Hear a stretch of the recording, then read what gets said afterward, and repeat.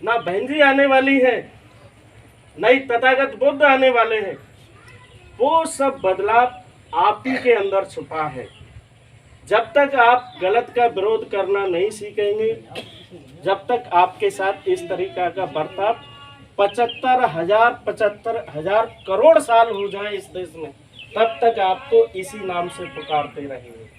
ये बदलाव आपको करना है, और ये बदलाव सिर्फ और सिर्फ बाबा साहब ने हम सबके लिए एक ही मिशन दिया था।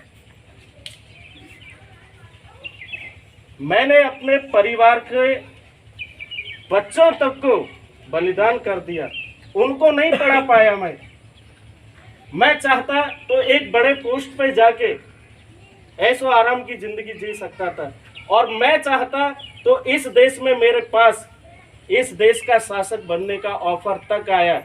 मुसलमानों ने कहा कि आप मुस्लिम धर्म अपने धर्म के अपनी जाति के साथ स्वीकार कर लो, इस देश का प्रधानमंत्री हम तुम्हें बनाएंगे। ईसाइयों ने ऑफर दिया, लेकिन उन्होंने किस बात को माना? मैं किसी दूसरे धर्म में जाना पसंद नहीं करूंगा, क्योंकि इस मिशन तक लाने का श्रेय आपके धर्मों को नहीं जाता है।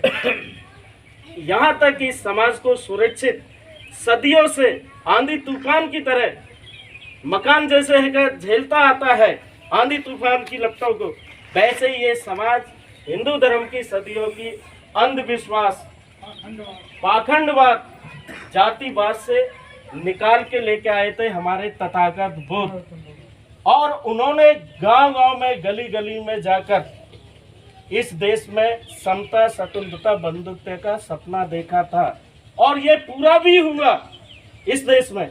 और हम सदियों तक इस देश में विश्व गुरु की जो बात करते हैं, हम उसी समय विश्व गुरु थे जिस समय इस देश में अगर किसी ने भी भूल से भी अगर जाति का नाम ले दिया तो सम्राट अशोक से लेकर उनके परिवार का जितना भी शासन काल रहा, उन्हीं को सजा मिलती थी। इस देश में महिलाओं को भी सम्मान भी उसी समय शुरू हुआ था। यही कारण है कि इस देश के इतिहास में हमारे इतिहास को सिंधु घाटी की सभ्यता से भी गहरा गाड़ दिया, क्योंकि हम अपनी बात नहीं कर पाए, उसके ऊपर लेप लगा के अपना तैयार किया। ये बात मैं क्यों कह रहा हूँ? ये हमें ऐसे पता नहीं पड़ेगी, इसके लिए हमारे एक एक बच्चे को पढ़ना होगा। यही हमारे महापुरुषों का उद्देश्य था, यही हमारा भी उद्देश्य है।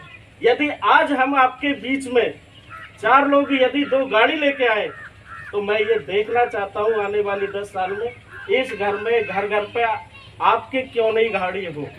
आपके घर में भी ऐसी गाड़ी हो सकती है यदि आप पढ़ते हैं, लिखते हैं। यही बाबा साहब का मिशन है। जब आप ये सब करने लगेंगे, मिशन के लिए कहीं जाना नहीं पड़ेगा। आपको देख के आपके गांव में आपके बच्चे, आने वाली पीढ़ी खुद मॉडल बन के तैयार होगी। वो किसी की भी खेत में बेगारी करने नहीं जाएगी।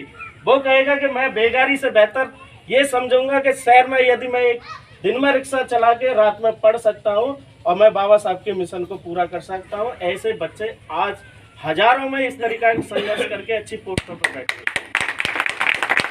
ये आप भी कर सकते हैं। इसलिए है कि हमारा आने का उद्देश्य था इस गांव में।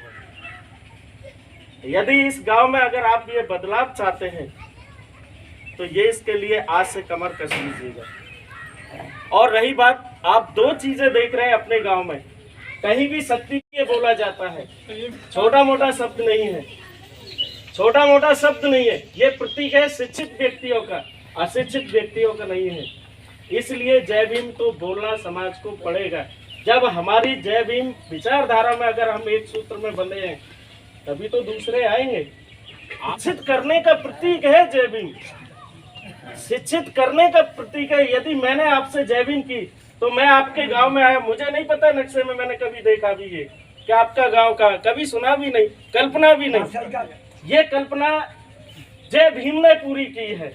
मैं शिक्षित हुआ बाबा साहब की विचारधारा से, मेरा परिवार शिक्षित हुआ, तब लेके यहाँ तक आया ये जय भीम आपके गांव तक। इसलिए बोलना है आप इसी बात पे तो मुलाकात तो भाई। अगर ये जय भीम नहीं होता तो मैं आपके बीच कैसे आ सकता था? और ये जय भीम नहीं होता तो मुझे क्यों सुन रहे होते? आपके घर पे भी तो काम है दूसरे लोगों की तरह, वो भी तो इसी गांव के हैं। आप सुनने के लिए उत्सुक बैठे हैं ना कि भाई 4 लोग आए तो कुछ ना कुछ चीज ऐसी अनकही अनसुनी जो कभी समाज में कभी कहीं नहीं गई। अभी तक तो हमें खाली कई चीजों के लिए ही इकट्ठा किया गया,